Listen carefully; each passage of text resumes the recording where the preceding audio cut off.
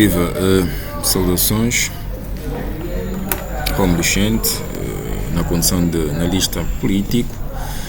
Ora bem, o desafio para esta humilde análise tem a ver com uma grande reflexão que nós entendamos aqui trazer, que tem a ver com o encontro mantido entre o Presidente da República e o Presidente da UNITA, nesse caso o engenheiro Adalberto Costa Júnior, ou seja, por via de um pedido de audiência da parte do Adalberto Costa Júnior, simplesmente MEACJ, que foi concedida pelo PR ou simplesmente JLO. E da nossa parte nós procuramos então fazer aqui uma reflexão à volta do rescaldo sobre esta audiência concedida. E é assim que, fruto desta reflexão, nós entendamos olhar para determinados pontos ou eixos, mas antes de nós olharmos para os eixos que deverão marcar a ideia central da nossa visão, nós vamos procurar olhar para a questão daquilo que tem a ver com os atores políticos, os atores que prefazem a ideia da política interna ou externa de um país ou de um Estado, de uma nação. E Angola não é diferente, pelo facto de que Angola hoje é um Estado soberano, um Estado independente, após a sua independência em 1975, e fruto desta independência, Angola tornou-se então um Estado soberano. E é assim que nós entendamos fazer essa análise, do ponto de vista da política interna, ou seja, a política doméstica angolana. Ou seja, quem deverão ser os atores da política interna? Para que nós consigamos aqui perceber, nós temos aqui olhar para a ideia dos estudos, não é? Do ponto de vista da cientificidade ou simplesmente da sociologia política, sendo uma ciência aplicada na ciência política. E a ciência política tendo como objeto de estudo, de um lado o Estado, do outro lado o poder. Embora sendo discutível, por via de várias correntes, de vários autores, pensólogos, filósofos, cientistas políticos, que nós não vamos nos ater aqui a citá-los, mas é tudo para dizer que os atores da política prefazem três elementos, a citar o Estado, o partido político ou coligação e, obviamente, as organizações sociais. Como poderão, se calhar, olharmos para outras, mas nós vamos olhar para esses três elementos que nós acabamos aqui de citar. Ou seja, o Estado representado, obviamente, pelo Presidente da República.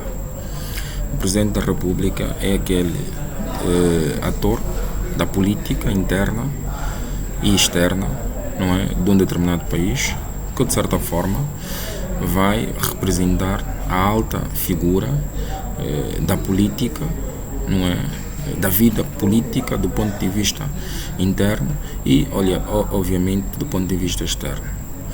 Depois, o partido político ou coligação, ou seja, o partido político ou coligação são movimentos políticos ou são regidos por via de uma organização na qual, dentro desta organização, rege-se por via de um projeto de sociedade e deverão participar do ponto de vista ativa e representativa diante daquilo que tem a ver com a vida política de um país, apresentando um plano, um ideário político para então manifestarem os seus interesses naquilo que tem a ver com a vida da sociedade. E à luz do marco da Constituição da República de Angola, no seu artigo 17º, dita, não é, as regras daquilo que tem a ver com a lei dos partidos políticos. Então, em suma, os partidos políticos regem-se por via de um projeto de sociedade.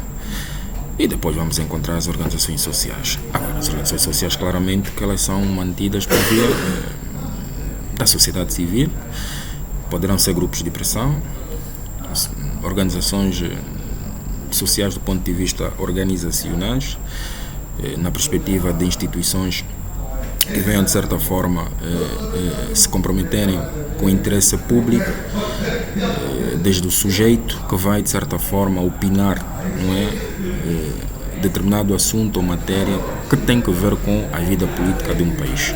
Então estamos a dizer que, em suma, os atores deverão ser chamados para participarem de forma ativa na vida política de um país. Ora bem, a nossa temática tem que ver com o pedido de audiência do Presidente da UNITA junto ao Presidente da República. A nossa visão deverá centrar-se em três eixos. Em dois. O primeiro eixo tem que ver com a questão da manutenção da construção,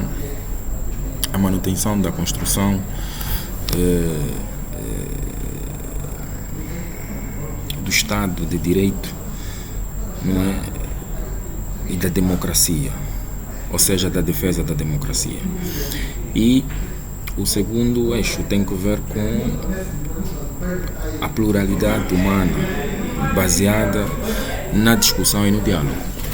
Então, pensamos que são estes dois eixos na qual nós vamos centrar a nossa humilde reflexão.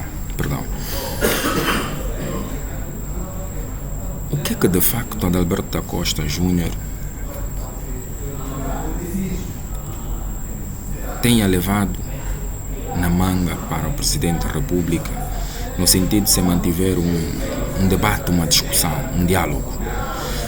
Primeiramente, é importante dizer que a discussão é uma dialética filosófica e ela é mantida em todos os ângulos, todos os campos do saber, e uma delas tem que ver com os espaços públicos, não é? E há aquela discussão que é mantida por via dos intelectuais, sem querer menosprezar as outras classes, mas os intelectuais têm a sua forma normal de poderem debater e discutir, ao contrário de uns que vão discutindo ao ponto de depois as coisas não correrem tão bem. Mas aqui os intelectuais procuram discutir sempre da melhor forma, embora também em alguns momentos as coisas não correm também tão bem. Mas em suma é para dizer que Adalberto da Costa Júnior, na condição de presidente do Partido UNITA, o maior partido da oposição, é também deputado da Assembleia Nacional, é por sua vez membro do Conselho da República, mas que infelizmente 3 anos que não mantinha contacto direito com o Presidente da República na condição de presidente da UNITA. Por outro, Adalberto da Costa Júnior, na condição de deputado, presidente da UNITA, procurou então levar as suas devidas inquietações, não é, junto ao Presidente da República, apresentar algum descontentamento, aquilo que tem a ver com a vida pública, a vida social do pacato cidadão, que, feliz ou infelizmente, tem vindo a degradar-se dia após dia. Nesta discursividade, Adalberto levou 3 pontos, não é? A questão da vida, a questão da política na perspectiva social, na perspectiva econômica e na perspectiva da própria política em si. E nesse caso da política é a questão do espírito da democraticidade, da abertura, direito à imprensa, direito à liberdade de expressão e outros elementos ou nuances que devem ser colocados à mesa e que foram colocados à mesa. Mas aqui a maior preocupação de Adalberto da Costa Júnior foi olhar para questões sociais e econômicas, pelo facto de que, do ponto de vista social, dia após dia o pacato cidadão tem vindo a perder o sentido da vida, não é? O aumento significante da pobreza, a fome, a falta de emprego para os jovens, a questão da saúde precária e o problema da cólera que tem vindo a ceifar vidas dia após dia, a questão do saneamento, a questão das infraestruturas, que feliz ou infelizmente nada tem vindo a surtir grandes efeitos, quando tem vindo a haver vários investimentos para esta área, o setor. A questão da exclusão social e N situações que foram colocadas à mesa. isso numa perspectiva social. Depois, se calhar, Alberto olhou para fatores econômicos. Uma delas é a perda do poder aquisitivo, a perda do poder de compra que o angolano deixou de ter. E, obviamente, um aumento significante de determinadas tarifas que foram colocadas de forma gradual, embora de forma gradual, mas que já têm vindo a surtir efeitos de forma negativa na vida do pacato cidadão. O aumento da gasoil, ou do gasoil, agora substancialmente o aumento da energia, da água e de tantos outros impostos que foram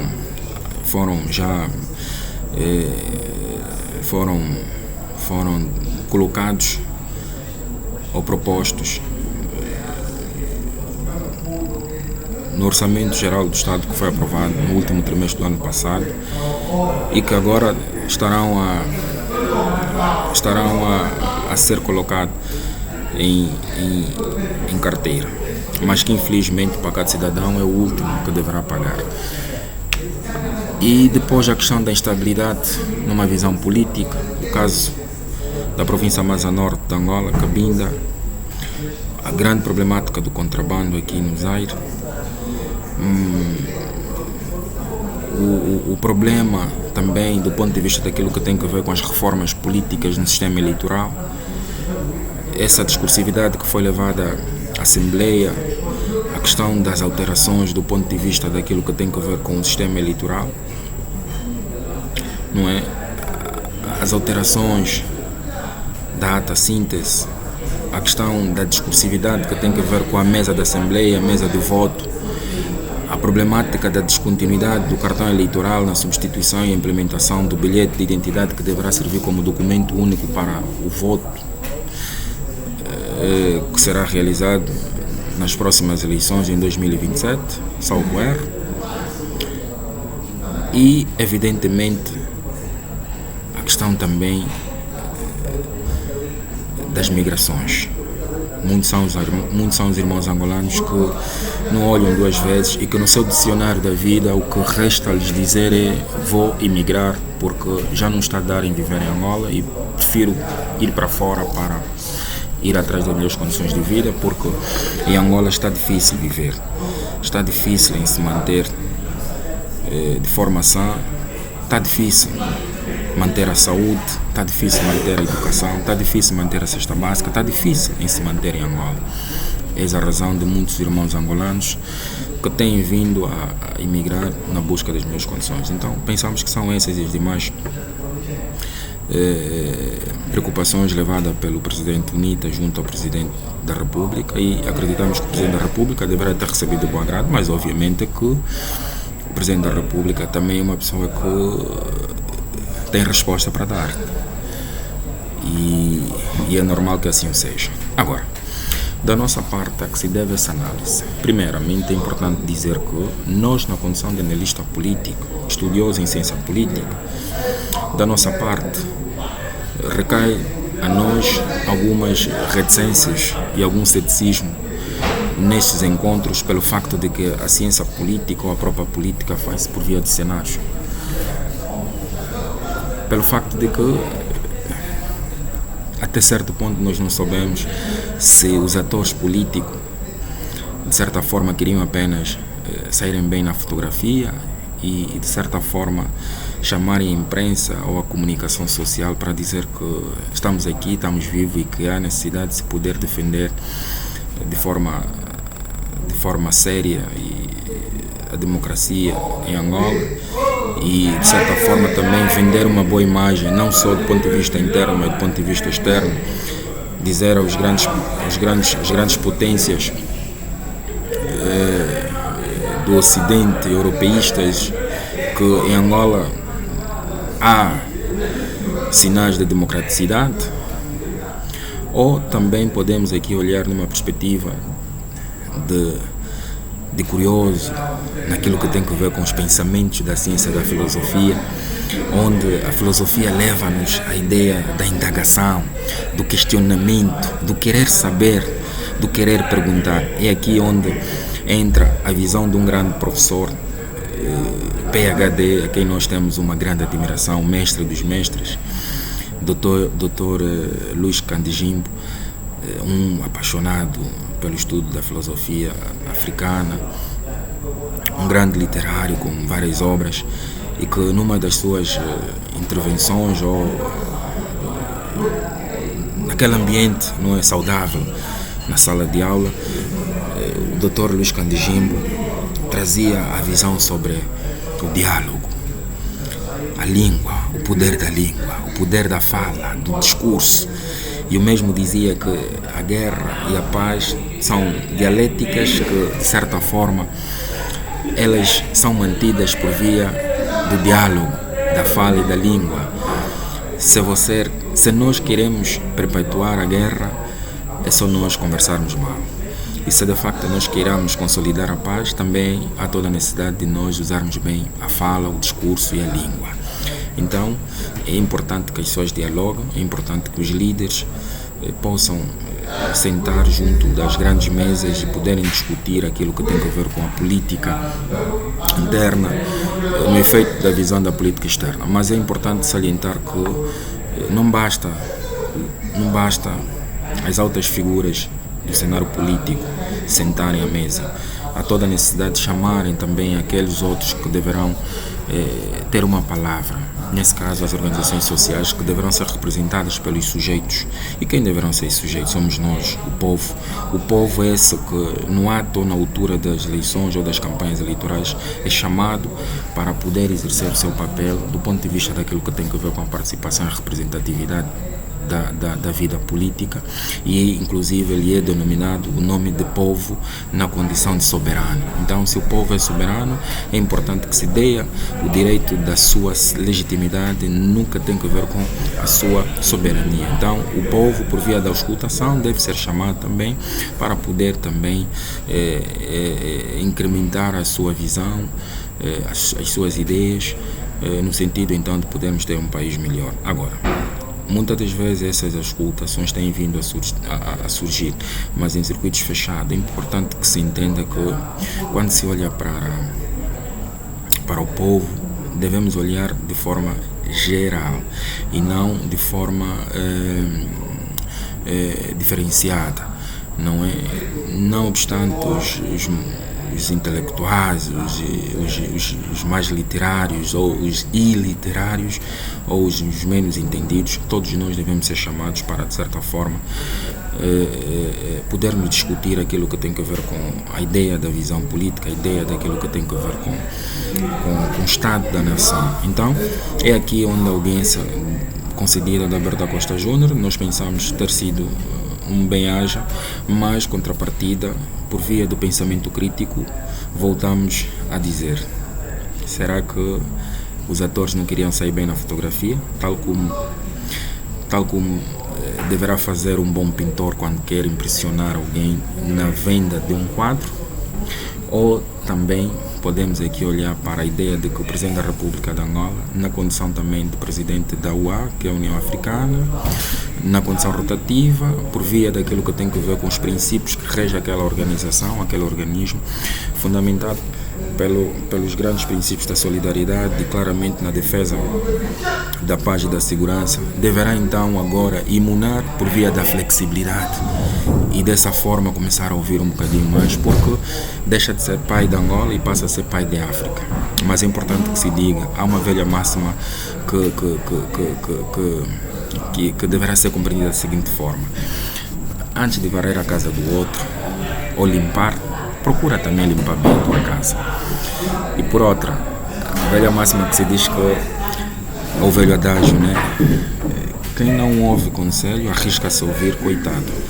Então, pensamos nós que não seja um cenário e que de facto os atores possam estudar e analisar e defender aquilo que tem a ver com o sentido da democraticidade, na defesa da democracia e claramente o espírito da pluralidade humana, para que então possamos ter uma Angola melhor. Agora, tudo isso só é possível quando as partes possam dialogar.